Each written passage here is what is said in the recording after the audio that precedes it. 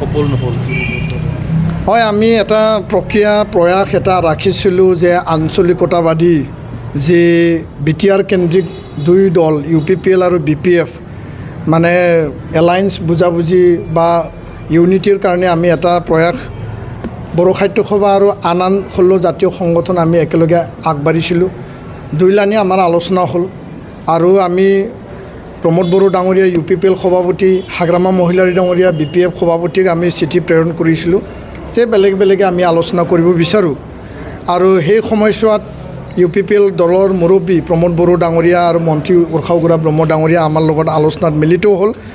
আৰু সেই সময়ছোৱাত হাগ্ৰামা মহিলাৰী দলৰ পৰা আমালৈ চিঠি পঠালে, কিন্তু তেওঁলোকে সৰুৰে আমাৰ লগত আলোচনাত নবহিলে বা আলোচনাৰ কাৰণেও কোনো প্ৰতিনিধি তেওঁলোকে নপঠালে। তো এইটো এটা মানে দুখৰ কথা, এটা দুৰ্ভাগ্যজনক মানে পৰিৱেশ বুলি আমি ক'ব বিচাৰোঁ।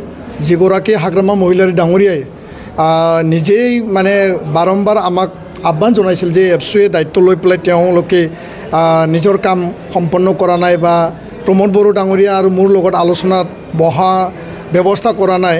সেই হাগ্ৰামা মহিলাৰী ডাঙৰীয়া পিছত 16 জাতীয় সংগঠন মানে BTRৰ তেওঁলোকৰ যি মানে মনৰ যি আশা আৰু এটা জাতি আৰু জাতিসত্তা আৰু সমগ্ৰ BTRৰ ছাত্ৰৰ যি এটা আহ্বান, তেওঁ সেই আলোচনাত নবহিল।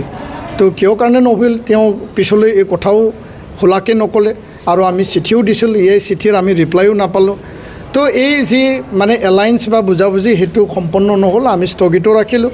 আগন্তুক ৰিজাল্টৰ পিছত যদি পৰিৱেশ পৰিস্থিতিয়ে কম্পেল বাধ্যতা কৰে তেতিয়াহ'লে আমি পুনৰ এই প্ৰক্ৰিয়া আমি আৰম্ভ কৰিম আৰু আনহাতেদি সেই পৰিৱেশে ইয়াৰ ওপৰত নিৰ্ভৰ কৰিব।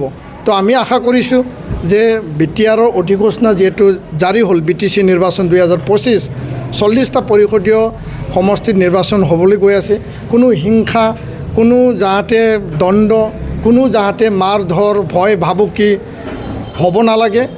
ইলেকশ্যন কমিশ্যনে, ষ্টেট ইলেকশ্যন কমিশ্যনে ফ্ৰী এণ্ড ফেয়াৰ ইয়াত মানে নিৰ্বাচন অনুষ্ঠিত কৰিব লাগে। আইন শৃংখলাজনিত কোনো ঘটনা হ'ব নালাগে, সেই কথাটো আমি আহ্বান জনাইছোঁ। আৰু প্ৰতিটো ৰাজনৈতিক দলে যাতে সীমা চেৰাই পেলাই কোনো যাতে আগবাঢ়ি নাযায়, সেই কথাও আমি নিখিল বড়ো ছাত্ৰ সন্থাৰ পৰা আমি আহ্বান আৰু দাবী ৰাখিছোঁ।